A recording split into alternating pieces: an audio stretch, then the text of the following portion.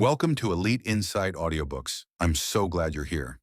Today, we're diving into a book that doesn't just teach you how to build a business, it teaches you how to build the future.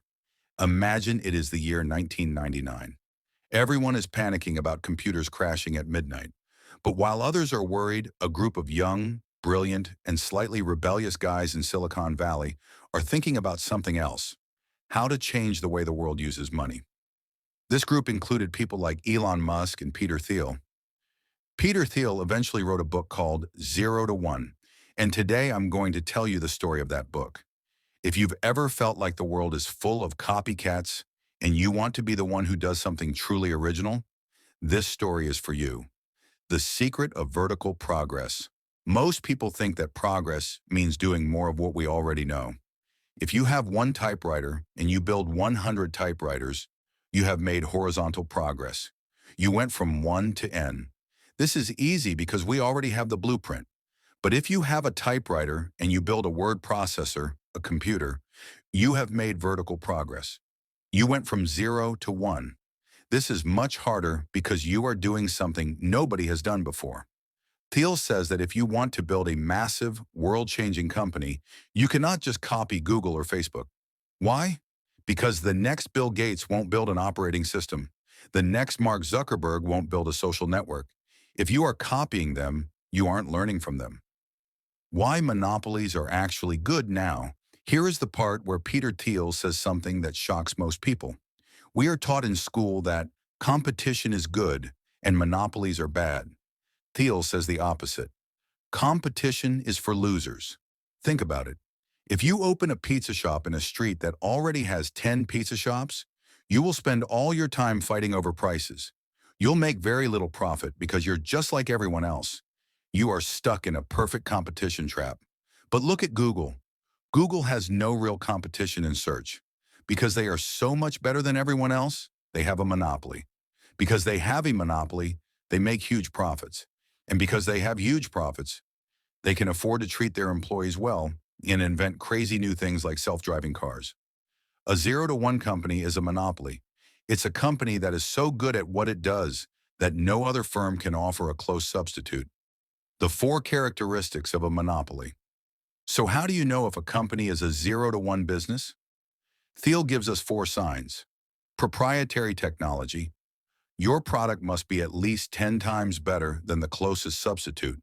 Not 10% better, but 10 times better. Think about how much better the first Google search was compared to the messy directories that existed before. Network effects. This means the product gets more valuable as more people use it. If all your friends are on WhatsApp, you have to be on WhatsApp. That's a powerful wall. Economies of scale. A good business gets stronger as it gets bigger.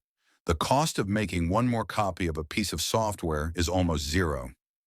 Branding. Apple has a monopoly on Apple products. Even if another laptop is faster, people want the MacBook because of the brand. How to start small and boring.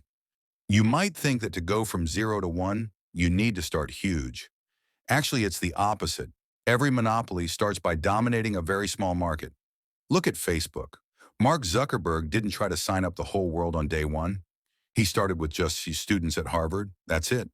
Once he monopolized Harvard, he moved to other colleges, and then the world.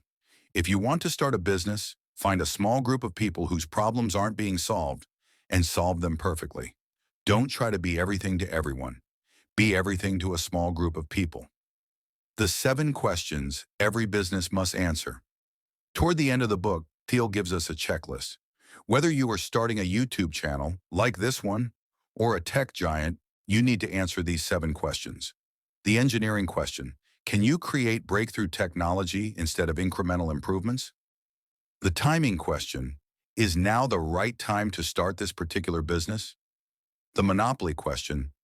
Are you starting with a big share of a small market? The people question. Do you have the right team?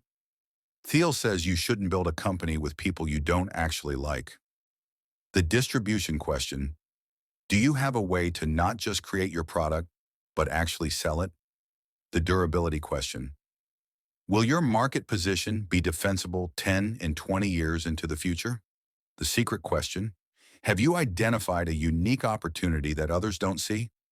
Conclusion: the future is yours to build.